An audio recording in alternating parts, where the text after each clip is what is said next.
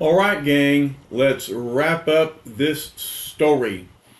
The unicorn is trying to make off with all of the ransom money, leaving behind his other supervillains.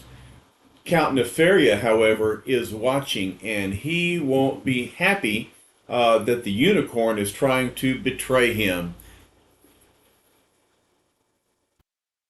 Some miles away, observing his henchman's avaricious, that means greedy, avaricious actions, is a somewhat less than ecstatic Count Nefaria.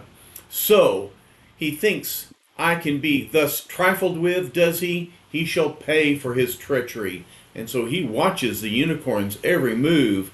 Seconds later, before the uncanny supervillain can make his escape, he finds himself hemmed in by the X-Men and a squadron of army tanks suddenly appearing out of that fog bank.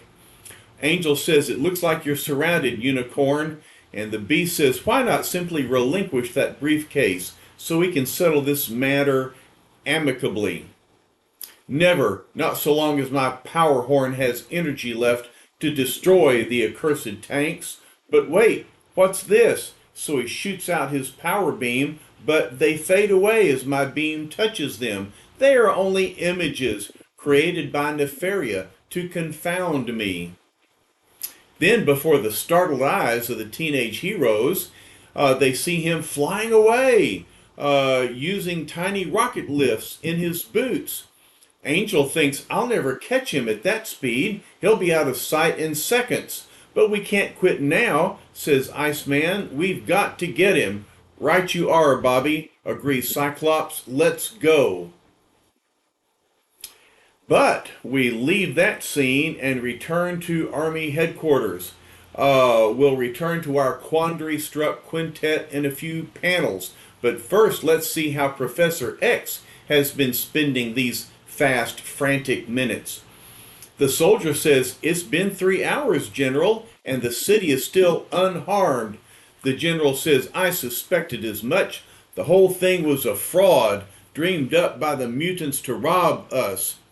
Don't be too sure, General, says Professor X. Sorry, Professor Xavier, but I've got no time to gab with you now. I'm going to order the X-Men shot on sight.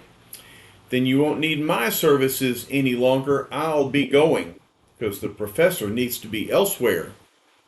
A few minutes later, at a swank motel nearby, here's your key, sir. Isn't it terrible about the city being encased and all? Yes, quite. Now, if you'll excuse me, I'd appreciate it if your man would wheel me to my room at once. I'm really very exhausted. And the bellboy thinks, what a cold fish. 750,000 people in mortar danger, and all he wants to do is sleep. And now, see, we told you we'd pick it up on the action right away. Zish! There goes the unicorn with his rocket boots. And what? Again, the army appears on the scene before I've gone 100 yards in the air. Does Nefaria think I am a fool to be deceived twice by his subterfuge? But this time, it's real, and the soldier says that must be one of the mutants. He has a briefcase. Fire at will. Poor Will. He gets fired at all the time. Oh, blam. I should have known. This time the armored unit was real. My energy field protected me, but I lost the pouch in the concussion. So he drops the briefcase, and there's Cyclops. Luckily, he was struck before he got very far. But even as their deputy leader grasps the plummeting pouch, the X-Men have other things to worry about. The soldier says, I don't get it, Captain. It looks like they're fighting among themselves. The captain says, you didn't enlist to understand, Corporal. Just duck in that tank and fire. And that goes for you too, soldier, the one with the bazooka. Yes, sir. All right, men, get ready. We'll teach those mutants. What? Hey, what gives? The gun barrel is frozen solid, and so Iceman shoots his ice to Plug up the barrel of the tank. Sorry, dog faces, we're all for target practice, but not when we're the target. Great going, Iceman, swoops in Angel. Meanwhile, I'll handle these lads in my own inimitable style. What's wrong, boys? A fellow would think you never saw a white feathered crime buster before. Scatter! One of 'em is dive bombing us. Somebody get a bead on that flying freak. Flying freak, did you say? Here comes Beast to defend Angel. It grieves me to the quick to hear you thus disparage my avian associate. You know, one thing about reading these comics is it improves your vocabulary.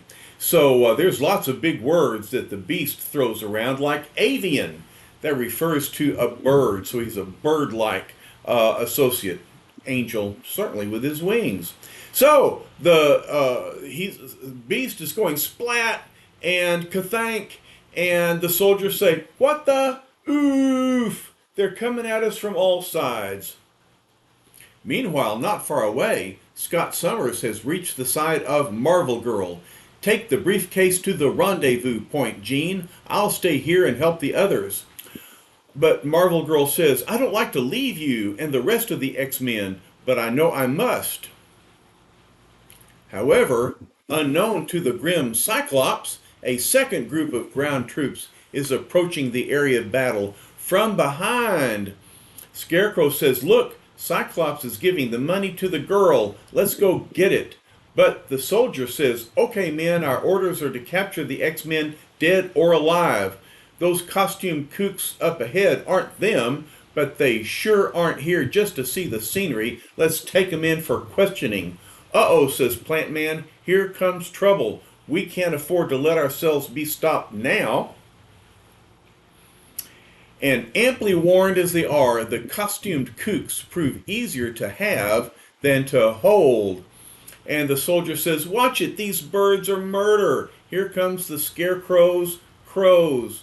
All right, pal, we've got you. And holy cow, he broke free. Of course, clowns, says the Scarecrow. I am also an expert escape artist, not a mere trainer of birds. And over here, these guys are trying to capture the eel. Huh? That character got by all three of us. And the villain says, I'm slippery as an eel, you might say, thanks to a special silicone coating on my costume. So again, he's got a second power. Not only does he have the power of electricity, but he's slippery like an eel. And these guys are surrounding the porcupine, trying to capture him. Watch it, you guys. The edges of this buzzard's quills are razor sharp.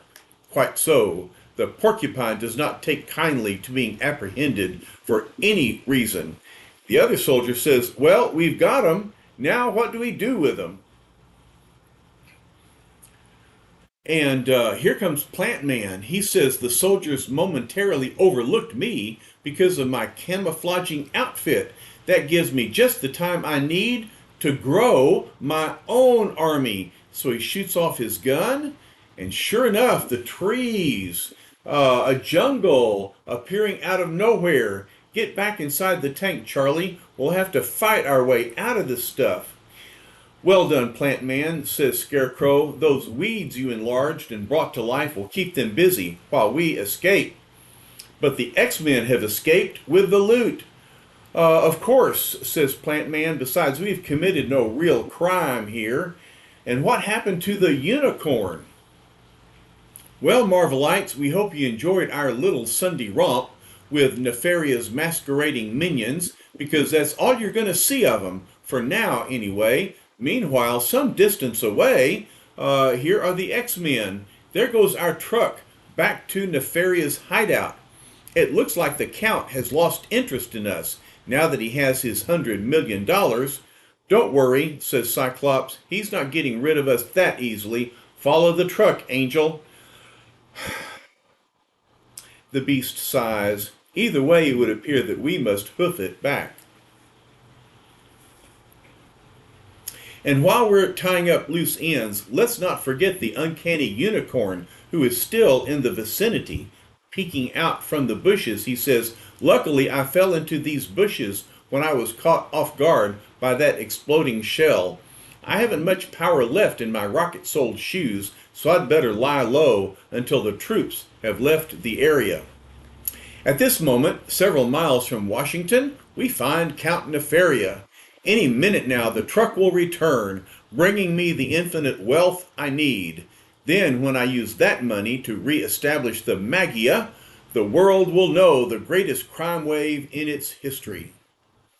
But even as the confident Count speaks, a new element enters his fateful game, an element whose existence he has not suspected.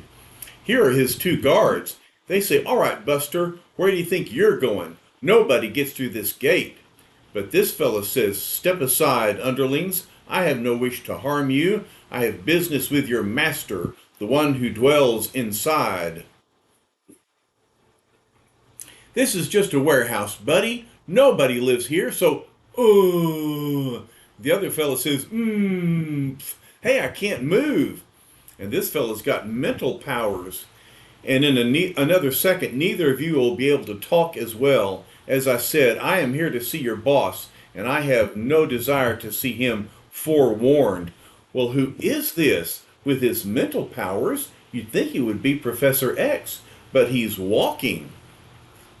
Then, without a further word, the mysterious figure moves on, leaving behind him two forms, silent, unmoving.